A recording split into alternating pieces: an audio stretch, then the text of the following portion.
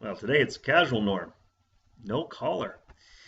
And what did you miss? Well, you missed a whole change of wardrobes. The choir have new choir gowns, and they look fabulous. So you missed the debut of the new choir gowns, but join us first Sunday in October. I think it's October the 4th, 3rd or 4th, and we will be dedicating the gowns as well as our new music resource, More Voices, as we expand the things that we do musically at Jubilee to help engage. And today the choir was fantastic.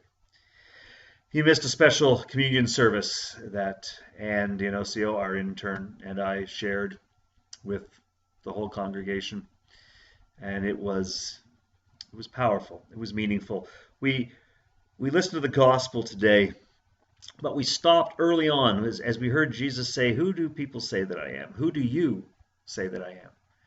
And we began to wonder, who do we say that Jesus is?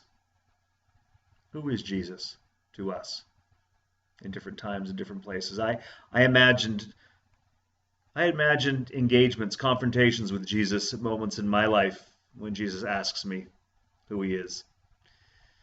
I imagined and illustrated other engagements that people will have.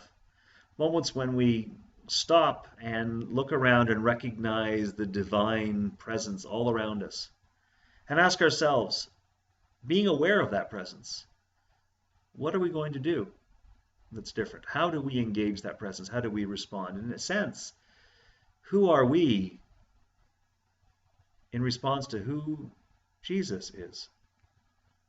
In that moment when everything is falling apart and life seems to offer no hope, and Jesus says, "Who do you say that I am?"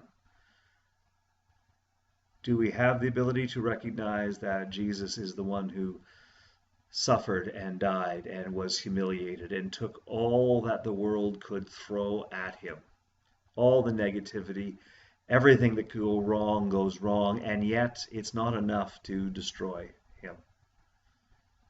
In those moments when life is falling apart for us, we recognize that Jesus is the resurrection. Jesus is the proof that God is with us and does not leave us. Even when the world judges us, there is a greater judge.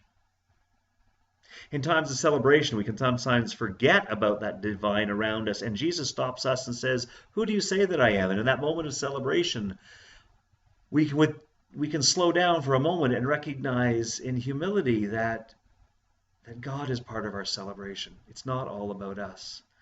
And so at the moment of a child's birth, it's not just our child, it is life into the world, and we can celebrate life, and we can recognize that God is the author of life, the giver of life. In every moment, for every one of us, there is a time when we can ask ourselves, we can hear Jesus say, "Who do you say that I am?" And as we look around, we can answer, "In this moment, Jesus, you are the one who gives me hope. In this moment, Jesus, you are the one who reminds me to love my neighbor. In this moment, Jesus, you are the one who reveals depth when I might have just been happy with the surface. In this moment, Jesus, you are somebody. And because of who you are, this is who I will be." That's what we shared as we reflected on the gospel, and then we took that to the table, recognizing Jesus' presence at the table, and then wondering what our response would be as we consumed and were consumed by the body and the blood of Jesus Christ. We then wondered what we would do to go out into the world, how we have been transformed. So that's what you missed at Jubilee this Sunday. Hopefully we'll get to see you next week, because it would be great. So until we see you, God bless, and we look forward to seeing you soon.